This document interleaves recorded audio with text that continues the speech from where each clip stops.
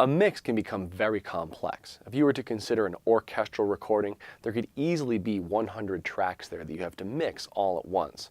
And I don't know about you, but I would have trouble trying to work and remember what all those tracks are doing and to actually effectively mix them all at once. So what we end up doing is kind of chunking or submixing groups that kind of belong together. So in an orchestral mix, we might take all the woodwinds and put those to just one fader that we could bring up and down, and then the brass to another single fader that we can bring up and down.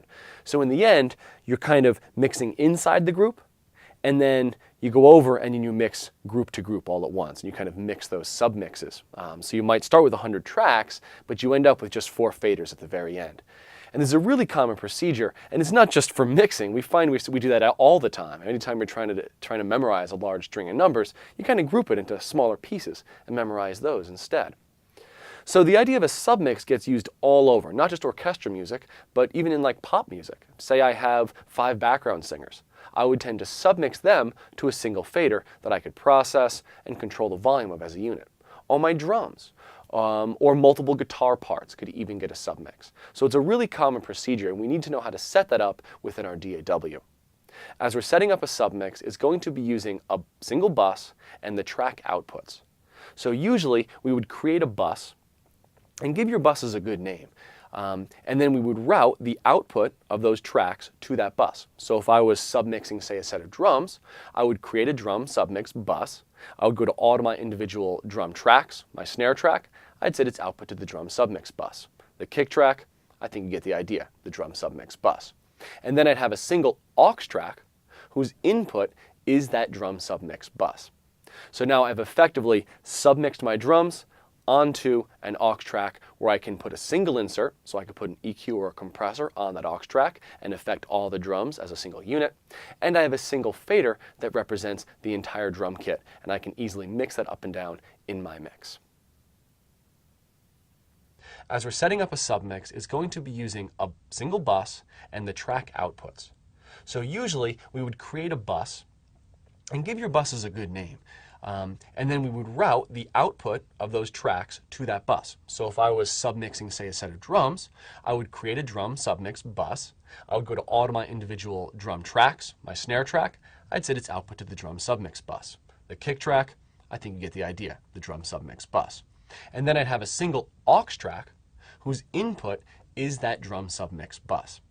So now I've effectively submixed my drums onto an aux track where I can put a single insert, so I could put an EQ or a compressor on that aux track and affect all the drums as a single unit.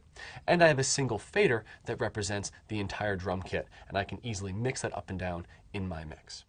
Now that we've seen how a submix works conceptually, I'd like to go through the steps of setting one up in a single DAW. It will be up to you to try this in your program, but I think you'll find the steps are very much the same everywhere. So I have my track here. It's one we've been working on through the course. Let's hear it.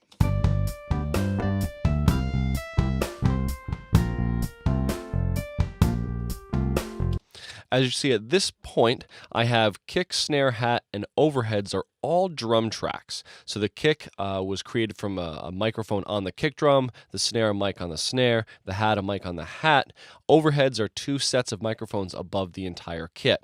I've created a blend between the drums that I'm happy with. I've carefully controlled the levels, and I have things just about where I want them, but I'd like to be able to control all the drum kit as a single fader. So we need to set up a submix. The first thing we're going to need is a bus. So I'll create my bus. We talked about kind of using an I/O or a bus window earlier. I'll create a new one. I do want to make this stereo because I'm creating a stereo mix inside the submix, so I'll need a stereo bus for this to function on. And I'll call it my drum submix bus. With that created, I can configure the outputs of all my tracks to go to that drum submix. Now, if I was to hit play right now, we would not hear drums at all. Let's hear. Because I've routed these tracks to a drum submix, but I haven't told Pro Tools that I want to listen to that drum submix. So now I'll create an aux track to work with that. Like we saw in our earlier diagram, we're going to set the input of this track to the drum submix bus.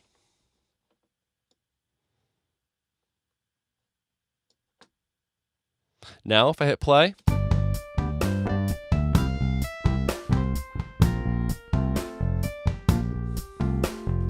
we hear the drums and our drum submix is complete.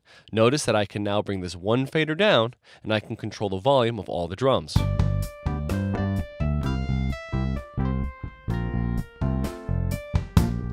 I could also add an insert like we tried earlier, maybe an EQ plugin.